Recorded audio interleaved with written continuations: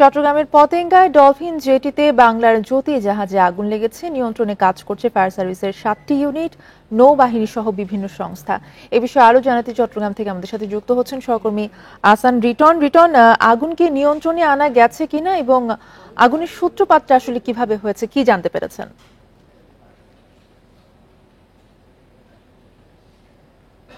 আগুন এখন বলা যেতে পারে অনেকটাই নিয়ন্ত্রণে। আমরা এই মুহূর্তে আছি চট্টগ্রামের কর্ণফুলী নদীর যে ডলফিন জেটি রয়েছে সেই জেটিতে আমরা আছি, যেখানে সকাল 11টা বাজে বাংলার জ্যোতি নামে যে তেলের ট্যাঙ্কার সেটিতে আগুন লেগেছিল। তবে কিভাবে আগুন লেগেছে সেটি পরিপূর্ণভাবে জানা না গেছিল। আমরা দু একজনের কাছ থেকে জেনেছি যে জাহাজের যে ইঞ্জিন রুম রয়েছে সেখানে কোনো একটি কারণে কিছু একটি ব্লাস্ট হয় এবং ব্লাস্ট হওয়ার পথে আসলে এটিতে আগুন লাগে, যে বিশেষ করে জাহাজের যে সামনের অংশ সেখানে আগুন লেগে যায় এবং আগুন লাগার পর খবর পেয়ে চট্টগ্রামের বেশ কয়েকটি ফায়ার সার্ভিসের পক্ষ থেকে 8টি ইউনিট, পাশাপাশি নৌবাহিনী, কোস্টগার্ড এবং বিএসসির পক্ষ থেকে বেশ কয়েকটি ফায়ার নির্বাপন টিম এখানে কাজ শুরু করে এবং আমরা দেখেছি তারপরে 1 থেকে 1.5 ঘন্টার মধ্যে আগুনটি পুরো অনেকটাই বলা যেতে পারে যে নিয়ন্ত্রণে চলে আসে। আমরা এই মুহূর্তে আপনি যদি দেখেন তাহলে দেখবেন যে এই মুহূর্তে আসলে ফোম, অর্থাৎ আগুন নেবানোর জন্য এক জাতীয় ফোমের ফেনা ব্যবহার করা হয়, সেটি আসলে এখন ছেটানো হচ্ছে। আমরা এখানে যারা এই এলাকায় যারা ঘটনার সময় ছিলেন তাদের অনেকের সাথে কথা বলেছে। তারা যেটি বলছেন সেটি হচ্ছে সকাল 11টার দিকে তারা হঠাৎ করে একটি বিকট একটি শব্দ শুনতে পায় এবং শব্দ শোনার পর তারা দেখেন যে বাংলার জ্যোতি থেকে প্রচন্ড ধোঁয়া বেরোচ্ছে এবং আগুন জ্বলছে। তারপরই আসলে বিষয়টি পুরোপুরি চাউর অর্থাৎ চতুর্দিকে জানাজানি হয়ে যায়। ফায়ার সার্ভিসের 8টি ইউনিট অন্তত 1 থেকে প্রায় 2 ঘন্টার মতো চেষ্টা চালিয়ে তারা প্রাথমিক যে নিয়ন্ত্রণ সেটি তারা করে।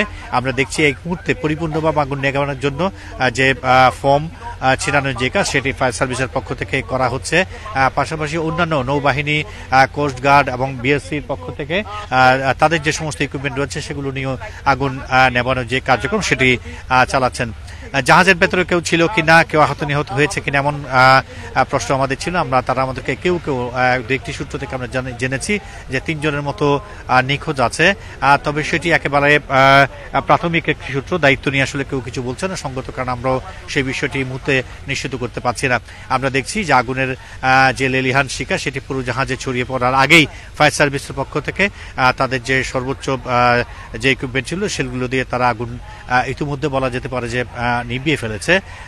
কিছু কিছু ধোঁয়া করে বেরোচ্ছে, সেই ধোঁয়া যাতে বের না হয়ে একেবারে পরিপূর্ণভাবে নির্বাপন যাতে করা যেতে পারে সেই কাজটি এখন চলছে। তবে এই 3 জন ছাড়া আর কেউ ভেতরে আটকা পড়েছে কিনা, কেউ আহত নিহত হয়েছে কিনা, কেউ নিখোঁজ আছে কিনা এরকম কোনো খবর আমরা এখনো পর্যন্ত কারো কাছ থেকে পাইনি। ইতিমধ্যে আসলে আমরা দেখছি ফায়ার সার্ভিস, নৌবাহিনী এবং কোস্টগার্ডের পক্ষ থেকে, বিএসসির পক্ষ থেকে তাদের ঊর্ধ্বতন কর্মকর্তাগণ এখানে এসে তারা পরিদর্শন করছে। পরিদর্শন শেষে হয়তো তারা কোনো একটি সামারি আমাদেরকে দিতে পারে, অর্থাৎ কি পরিমাণ আহত হয়েছে, নিহত হয়েছে কিংবা কি পরিমাণ ক্ষয়ক্ষতি হয়েছে এরকম কোনো তথ্য তারা হয়তো আনুষ্ঠানিকভাবে আমাদেরকে জানাবেন। তো আপাতত আমার কাছে চট্টগ্রামের পতেঙ্গায় যে একটি জাহাজ আগুন লেগেছিল তার বিষয়ে আমার কাছে এখন পর্যন্ত এতটুকুই আছে। আমরা নানা জায়গা থেকে আসলে খবর নেওয়ার চেষ্টা করছি, বিশেষ করে ফায়ার সার্ভিসের যারা একেবারে আগুন নেভানোর কাজে যারা ছিলেন তাদের সঙ্গে আমরা কথা বলছি। তারা আসলে ঊর্ধ্বতন কর্তৃপক্ষের অনুমতি ছাড়া কথা বলতে চাচ্ছে না। নৌবাহিনীর পক্ষ থেকে যারা ছিলেন তারাও আসলে আপনি থাকুন, সংবাদ সংগ্রহ করতে থাকুন, আমরা পরবর্তীতে আপনার সাথে আবারও সংযুক্ত হব। আমাদের সাথে আহসান রিটন যোগ দিয়েছিলেন চট্টগ্রাম থেকে।